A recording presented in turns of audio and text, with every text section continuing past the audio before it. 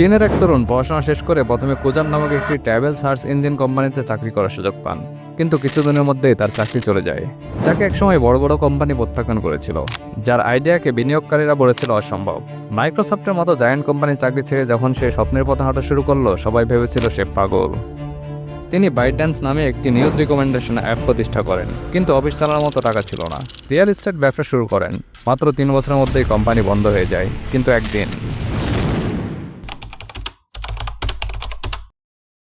সাল 1983 চীনের ফুজিয়ান প্রদেশে জন্ম হয় ঝাং ইয়ামিনের। তিনি কোনো ধনী পরিবারের সন্তান ছিলেন না। ছোটবেলা থেকে প্রযুক্তি ভালোবাসতেন, মেশিন দেখলেই ছুটে যেতেন।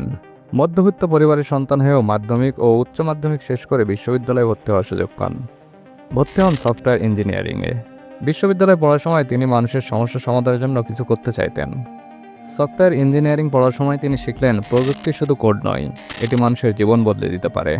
পড়াশোনা শেষে তিনি কাজ শুরু করলেন কুজান নামে একটি ছোট্ট কোম্পানিতে। এটি একটি ট্রাভেল সফটওয়্যার, যেখানে তিনি ভ্রমণ পিপাসুদের বেস্ট ট্রাভেল প্লেস সম্পর্কে ধারণা দিতেন।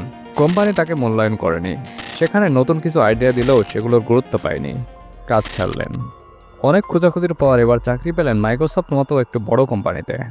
সে দেখল এখানে সুযোগ সুবিধা খুবই কম, রুটিন মাফিক কাজ, ব্যস্ততা এবং কঠোর পরিশ্রম।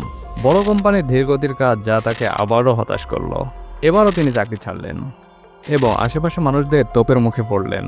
তখনই তিনি সিদ্ধান্ত নিলেন আর চাকরি নয়, এবার নিজেই কিছু তৈরি করব। তিনি 2012 সালে নতুন একটি কোম্পানি প্রতিষ্ঠা করেন, যার নাম দেন বাইটড্যান্স। বেজিংয়ের একটি ছোট্ট ফ্ল্যাটে শুরু হলো বাইটড্যান্সের কাজ। এর প্রথম প্রোডাক্ট ছিল টাওটিও, একটু নিউজ অ্যাপ। প্রথমে বিনিয়োগকারীরা হাসাহাসি করছিল, এমন অ্যাপ কখনো সফল হবে না। এটি পরিচালনা করতেও অনেক টাকার প্রয়োজন ছিল। কোনো বিনিয়োগকারীরাই তার নিউজ অ্যাপে বিনিয়োগ করতে চাইল না। হতাশাগ্রস্ত ঝাং ইয়াংমিং কিছু সংখ্যক লোক নিয়ে কাজ শুরু করলেন। কিন্তু শুরুর দিকে এই নিউজ মিডিয়া মানুষের কাছে জনপ্রিয়তা পেল না। তার এই পরিকল্পনাও শেষ পর্যায়ে চলে যেতে লাগল। তিনি এবার পথ পাল্টালেন। শুধু নিউজের পরিবর্তে তিনি এআই দিয়ে নিউজ স্ক্রিপ্ট বানানোর পরিকল্পনা করলেন। এবার তার নিউজ মানুষের ভালোবাসা পেতে শুরু করলো। এআই ভিত্তিক নিউজ সাজানোর কারণে এটি মুহূর্তেই কোটি মানুষের পছন্দের অ্যাপে পরিণত হলো।